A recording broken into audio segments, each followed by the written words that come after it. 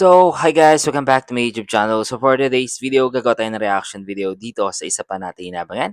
Ito po ang ating What Lies Beneath at ito po ang ating full video reaction. Siyempre guys, ginawa ko itong reaction video na to para makapag-comment at makapag-react ako sa lahat ng inidolo kong artista. Hindi siyempre dito sa aking paboritong teleserye. At yun na nga guys, so, sobrang ganda talaga ng episode ngayon dahil dito magkakaalaman kung ano nga ba talaga ang nangyari kay Edong. At yun na nga no, sa lahat naman po ng ayon ng aking mga komento, pwede nyo pong i-skip yan. Kayo po ang may kakayahan na i-skip yan. Kayo pong bahala. Pero yun nga guys, magbibigay talaga ako ng komento dahil gusto ko pong mag-comment dito sa aking mga mapapanood ngayon. So, syempre, at sa lahat di pa nakapag-subscribe, huwag sana nakalimutan i-click ang subscribe button. I-click mo na rin yung bell para ma-notify ka sa tuwing maglalabas ako ng mga reaction video. So, let's go! So, eto na guys. Samahan niyo na ako guys.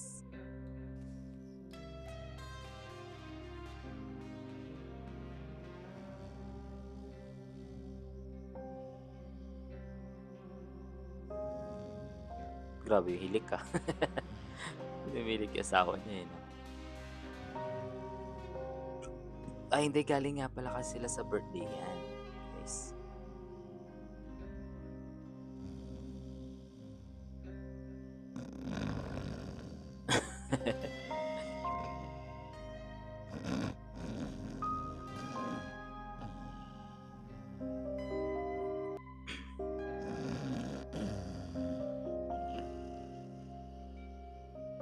Sa tingin ko, kukunin niya yun sa anak niya, no?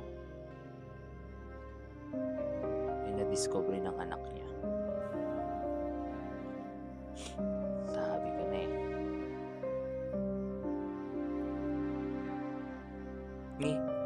Hawak ng anak niya yung bag.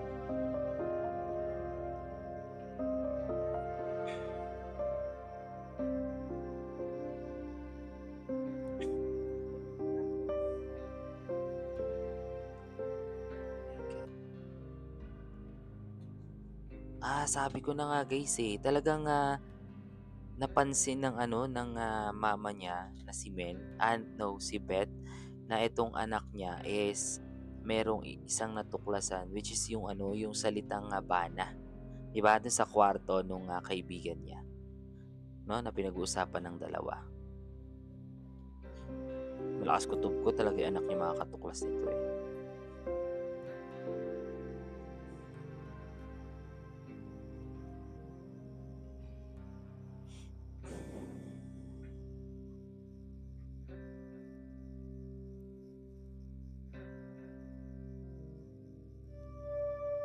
Dapat ginawa niya na para hindi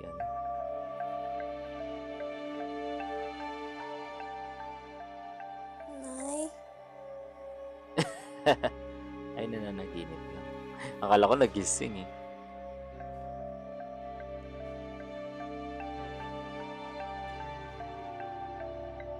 Yan na. Silang dalawang mag-ina ang makakaalam. Wala pulisan, nagtagtog na rin ako ng tao ko. At the same time, humingi na rin po ako ng tulong sa Coast Guard. Wala pulisan, nagtagtog na rin ako ng tao ko. At the same time, humingi na rin po ako ng tulong sa Coast Guard. Para makita natin kaagad ang katawan. Thank you po. Sige po, thank you po. Sanchez! Si Marto. Ano sabi? Nasaan si Kuya? Wala pang na. Siyempre, nakatakas na. Hindi pa patay kapatid ko. Tutulong ako. Mag-hire ako ng search and rescue na private. Lahat ng search and rescue units na-deploy na. Pati ang Bureau of Fire Protections. Kutsa pati ang Coast Guard nakabantay na sa lahat ng mga lugar na pwede kaganuran. Ito. Lahat ng mga eksperto na pwede makahanap sa kanyang gumagalaw. Kaya tulad ng sabi ni Erica kanina, nang gulo ka, baka di ka nabigyan ng impormasyon ng mga polis. Bakit ako Alam niyo sa totoo lang, no? Ito kasing si Lucas walang tiwala dito kay Marco. Gawa nga ng nangyari dun sa kuya niya. 'Di ba? Yung pinabayaan nilang mapagbintangan talaga siya. Tapos siyempre nakulong din, 'di ba? maniwala sa'yo? Ha? Eh di ba gusto mo mamatay kapatid ko? Para wala na kayong problema? Pagbintangan mo na ako ng kahit anong gusto mo. Basta huwag si Erica. Ilang beses ba niya kailangan sabihin sa'yo na gusto niyang buhay si Edo? Na gusto niyang patunayan na wala siyang kasalanan. Kahit nasiraan na ng bait at gusto siyang patayin.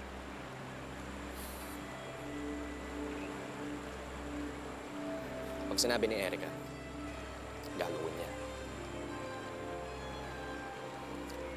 Alam ko to dahil yun ang ginawa niya para sa akin.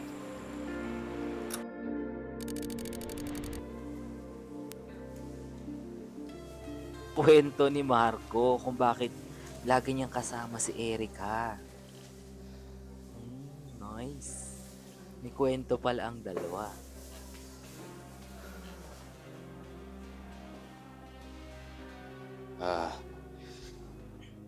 Maraming salamat sa punta niyo, attorney. Nakuha ko yung pangalan niyo sa kaibigan ko. Tinulungan niyo daw ko yung kapatid niya.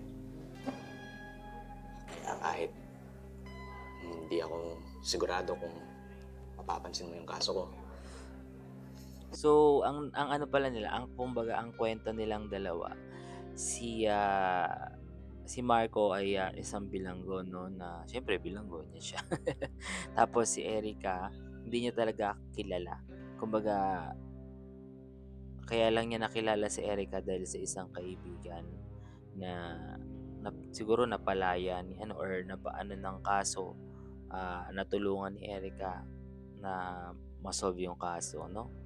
Magaling talaga si Erica pala. makasakali pa rin na tawagan kita. Huwag ka muna magpasalamat. Dahil hindi pa ako sigurado na tatanggapin ko yung kaso mo. Malaking bagay pa rin, na punta ka dito.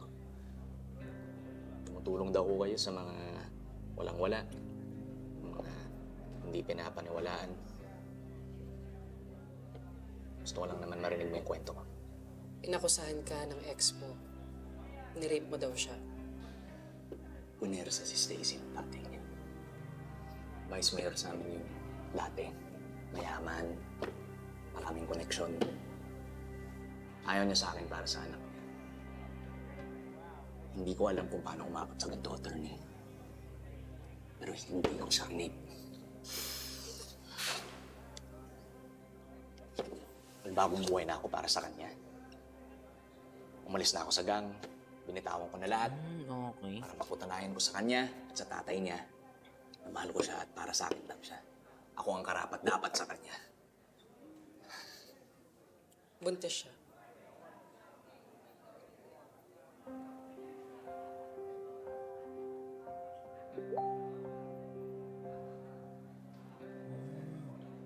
May anak si Marco. Hindi mo pala alam. So, itong si Marco pala ay isang bad boy, no? Kumbaga bad boy siya kasi may gang siya, di ba? Pero ginawa niya yung lahat ng yun. Inalis niya yung lahat sa buhay niya para dito sa minamahal niya. Yun nga lang, itong tatay ng girlfriend niya is ayaw sa kanya. So, possible nito, katulad na nangyari kay Edong, pinagbintangan siya sa hindi niya kasalanan ginawa. Ganun, no? Kaya pala dyan si Erica.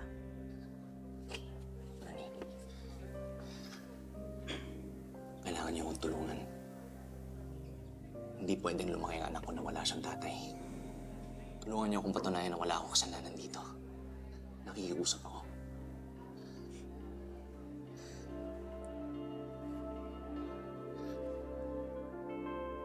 Okay. Ay, pumayag si Erica. Naniniwala ako na hindi ka rapist. So, okay. Tutulungan kita.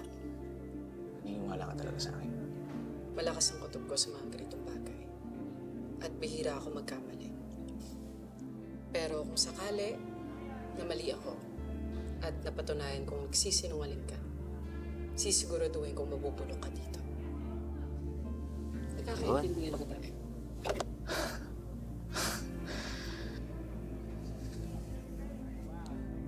Nagawa niya ang akala ko imposible.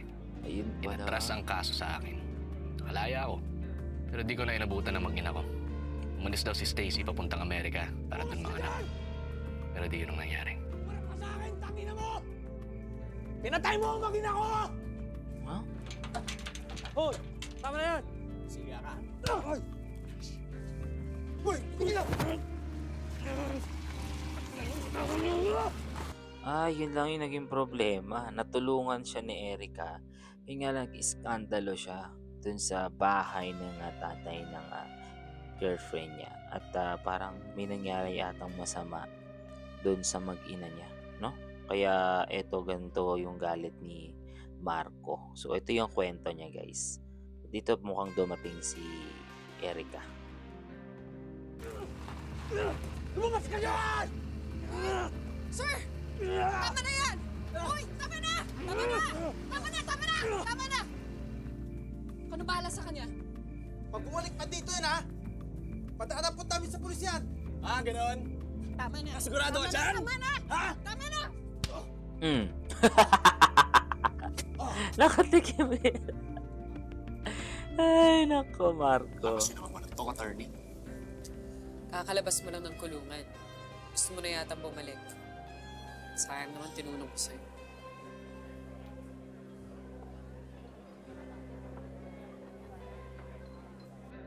Wala na siya. Magagawa mo na lang ngayon, ayusin mo yung buhay mo. Tama. Huwag mo hahayaan mapunta sa wala yung pagkamatay niya.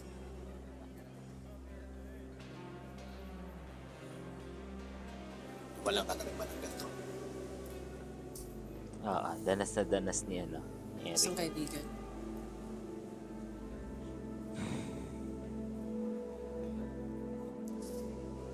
So, ano plano mo?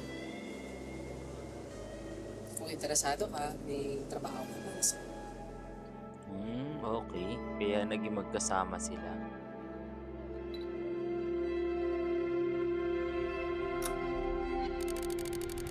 Nandito ako.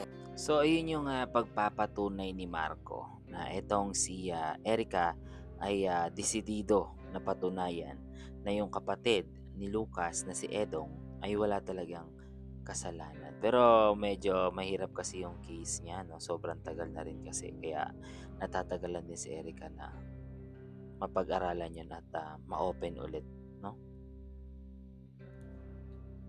Ngayon dahil sa tulong ni Erica. Kaya kung hindi mo nakikita, pwede mo siyang maging kakampi. Pagkakamali mo. Ito na si Erica. Dumating si Eric.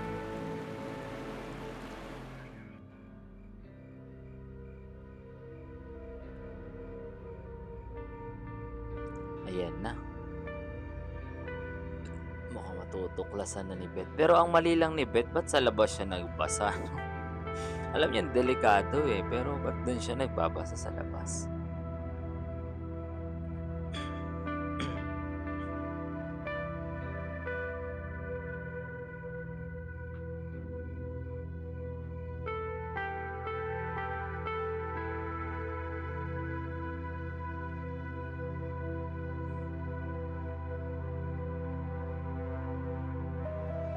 Ayun na, malapit niya na matuklasan.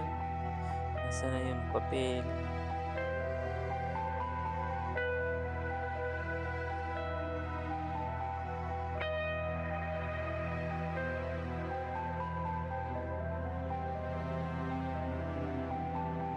Baka wala dyan, no?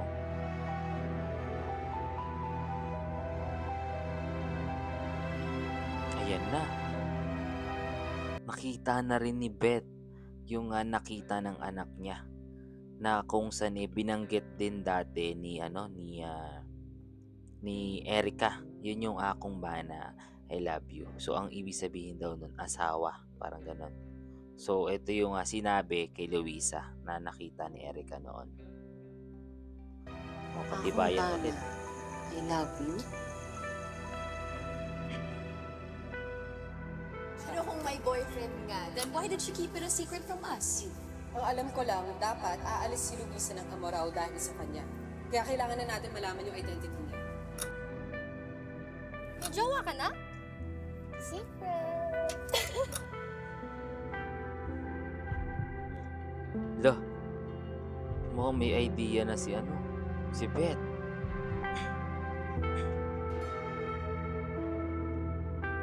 Kaya ba secret, Luisa? Kasi si Angelo at Lizelle na nun. Hala, nagigets niya na guys.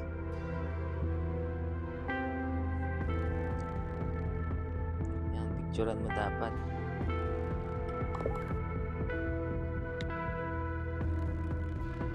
Hindi pa niya yung tatawagan. Ano to eh? Tawag dito. May paninindigan.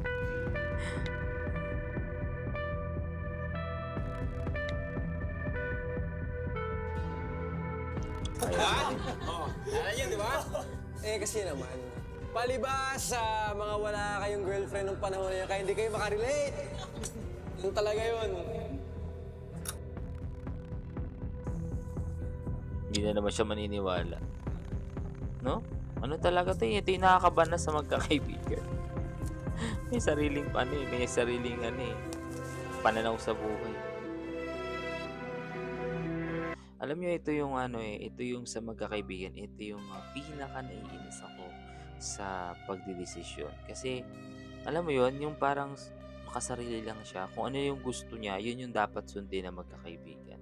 Kung ano yung sinasabi niya, dapat yun ang paniwalaan. Which is, yun yung mali guys. Dapat talaga ay lahat sila nagtutulungan dito, di ba? Kasi maling-mali yung ginagawa ni Beth guys. Maling-mali.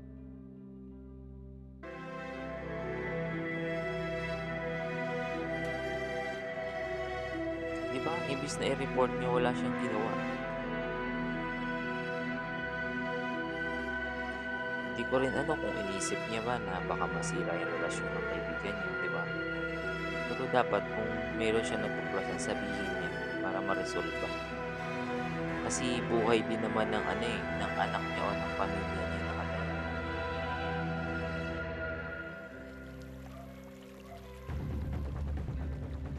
Ito na. Baka na dito si Edong.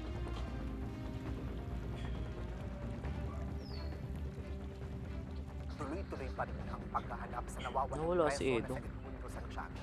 Kagabi, matapos matunton ng mga pulis ang hideout ni Santiago, nagkapalitan ng putok ang dalawang kampo pero nakatakbo.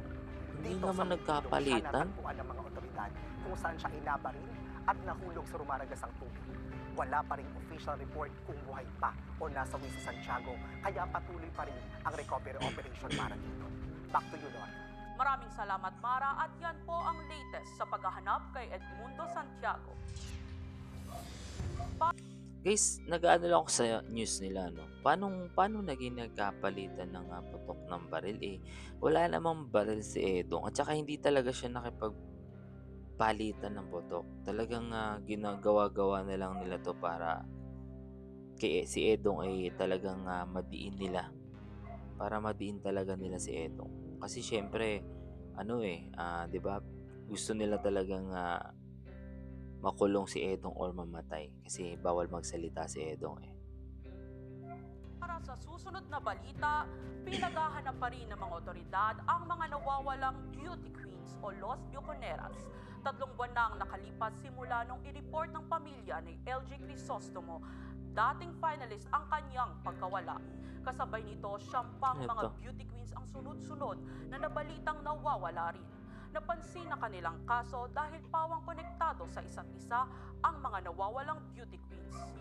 Humingi na ng tulong sa gobyerno ang kanilang mga pamilya dahil ayon sa kanila ay wala pa rin silang nakukuhang sagot mula sa mga pulis.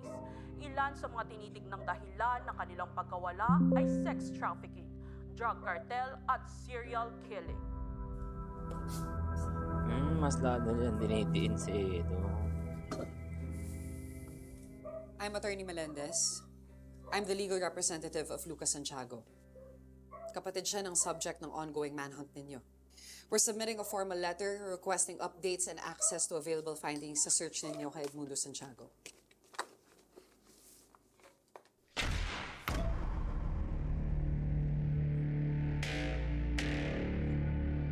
Ipaprocess pa to. Kung ma-approve, marireceive niyo ang copy within 15 days. 15 days? Nagbibiro ba kayo? We're giving you a reasonable deadline. 3 to 5 working days, nakastate yun sa request. Swerte niyo na lang kung ma-approve. Okay. Kasi nga, di ba, Ito mga to yung humahawak sa kaso ng kapatid ni Lucas na si Edong. Sila yung mga tauhan ng mga kalaban ni Edong, which is yung mga gustong mamatay na lang si Edong kaysa syempre mabulgar yung katotohanan na sila yung gumagawa ng masama para kay Edong, no? Mukhang gagamitin nila to para makagulo sa operations. Tulad ng Wala, ginawa wala. mong panggugulo sa search area kagabi. Wala ako doon, di ko nakitang binarin niyo yung kapatid ko nang walang kalaban-laban. Justified ang pagbaril sa kanya. Clear ang order na huwag siyang gumalaw at sumuko na. Pero di siya nakinig. Kaya huwag mo kaming Sa baliktarin. bagay. Under Pero Section hindi 5 pa at din sa eh. sarili niyong Rules of Transparency and the Freedom of Information Act, may karapatan si Mr. Santiago na mag-request ng information na may kinalaman sa kaso ng kapatid niya. And if you block his request without any justifiable reason, pwede namin ito i-elevate sa DILG at CHR. Yun ba ang gusto niyo? Yan. Si Lucas.